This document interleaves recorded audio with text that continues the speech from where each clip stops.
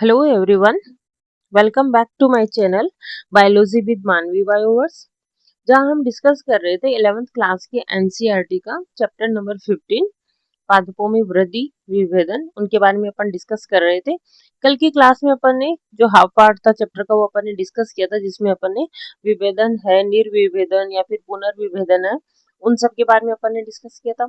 आज की क्लास में अपन जितने जो पादप वृद्धि नियामक है उनके बारे में अपन डिस्कस करेंगे। तो चलिए आज की क्लास शुरू करते हैं। चलिए अपन देखते हैं कि पादप वृद्धि नियामक क्या होते हैं।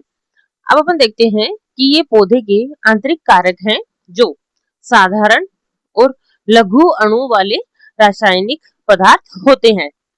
इन्हें पादप वृद्धि तत्व, पादप हार्मोन्स या फिर फाइटो हार्मोन भी कहा जाता है। अब अपन देखते हैं इनका केमिकल कंपोजिशन, जिसमें अपन देखते हैं इंडोल सम्मिश्रण यानी कि इंडोल 3 एसिटिक एसिड IAA। अब अपन देखते हैं एडेनिन व्युत्पन्न फॉस्फोराइल अमीनोप्यूरिन यानी कि काइनेटिन। अब अपन देखते हैं कैरोटीनॉइड व्युत्पन्न ABA यानी कि एब्सिसिक एसिड।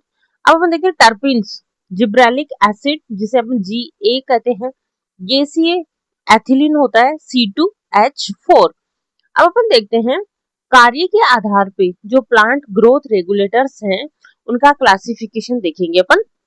देखिए पादप वृद्धि वर्धक, इनका कार्य क्या होता है?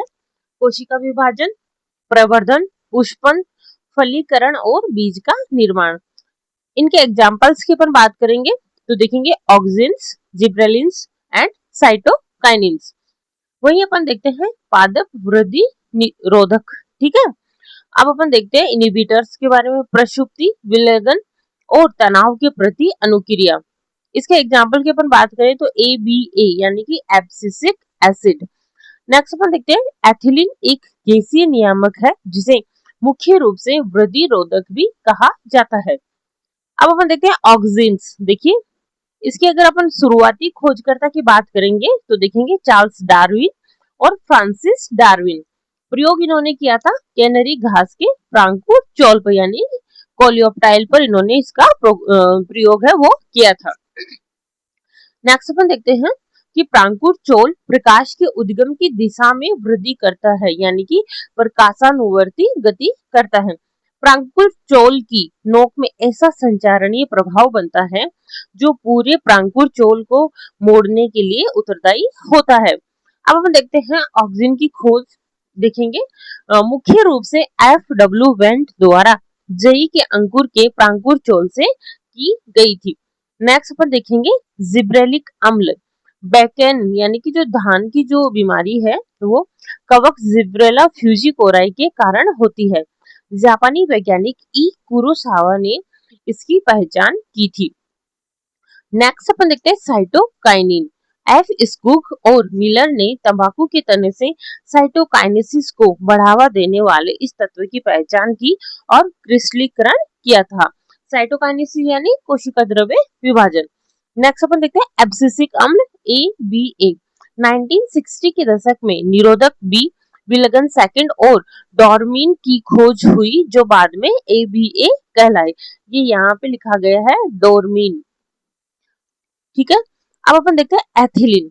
HF कजिन्स ने पके हुए संतरों से निकले वाष्पशील तत्व की खोज की जो बिना पके केलों को शीघ्रता से पकाता है। अब अपन देखते हैं ऑक्सिन। ऑक्सिन का क्या मतलब है? जो ग्रीक भाषा का शब्द है उसका मतलब होता है बढ़ना।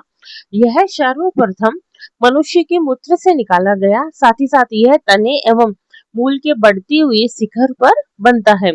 अब अपन देखते हैं ऑक्सिन के प्रकार। ये दो प्रकार के होते हैं जिसमें अपन देखेंगे प्राकृतिक और कृत्रिम। प्राकृतिक कौन कौन से होते हैं? IAA एंड IBA यानी कि इंडोल 3 एसिटिक अम्ल एंड इंडोल 3 ब्यूटायरिक अम्ल। कृत्रिम ऑक्सिन की अगर अपन बात करें तो naphthalene acetic acid NAA and 2,4-D यानी कि 2,4-डाइक्लोरोफिनॉक्सी एसिटिक अम्ल।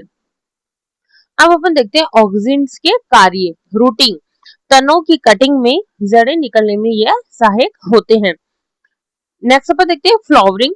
अनानास जैसे पौधों में पुष्पन को बढ़ावा देना।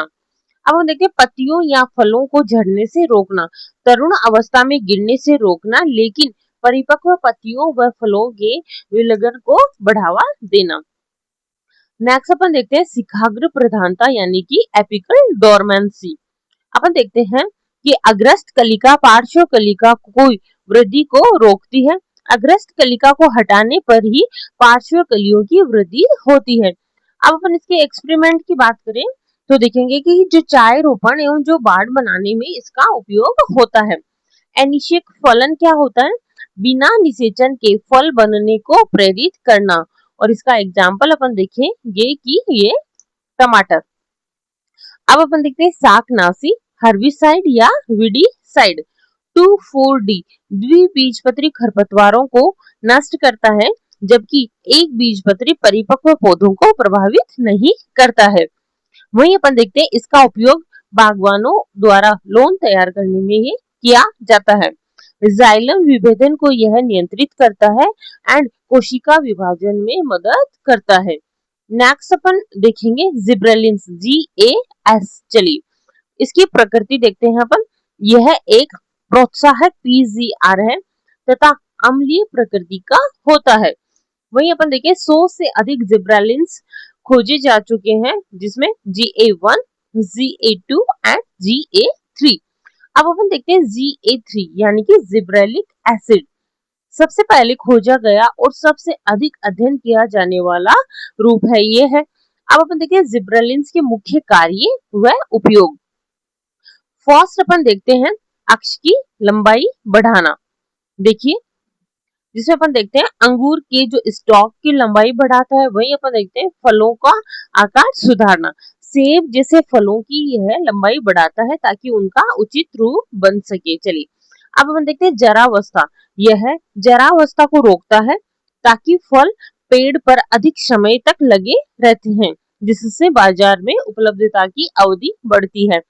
नेक्स्ट अपन देखते हैं मॉल्टिंग की गति बढ़ाना। GA3 का उपयोग शराब उद्योग में जो मॉल्टिंग की प्रक्रिया है उसको तेज करने के लिए होता है। नेक्स्ट अपन देखते हैं तनों की लंबाई बढ़ाता है, जिससे गन्ने की पैदावार बढ़ती है।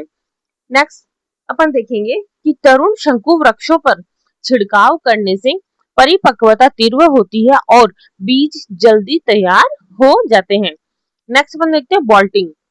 चुकंदर, पत्ता गोभी एवं अन्य रोजेटी स्वभाव वाले पादपों में पुष्पन से पहले अंतःपर्व का दीर्घीकरण यह बढ़ाता है।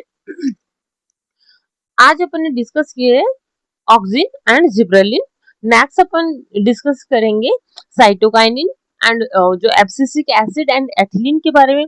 साथ ही साथ अपन दीप्तिकालिता और वसंतीकरण के बारे में अपन डिस्कस करेंगे। आज की क्लास में अपन इन दो को ही डिस्कस कर रहे हैं। इनको एक साथ डिस्कस करने से इनका जितना भी जो कैरेक्टर्स है वो मिक्सअप हो जाते हैं, इसलिए अपन हाफ पार्ट में इसको अपन डिस्कस कर रहे हैं। तो thank you for watching. I hope आपको मेरी क्लास पसंद आई होगी। अगर आपको मेरी क्लासेस अच्छी लग रही है तो please like, share and subscribe करें चैनल को, जिससे सबसे पहले जो क्लास का नोटिफिकेशन है वो आप तक पहुंच सकेगा। एंड इसके जितने भी जो हैंड रिटन नोट्स हैं वो मेरा जो टेलीग्राम चैनल है बायोलॉजी विद मानवी बायोवर्स, वहां से आप PDF के रूप में ले सकते हैं। Thank you.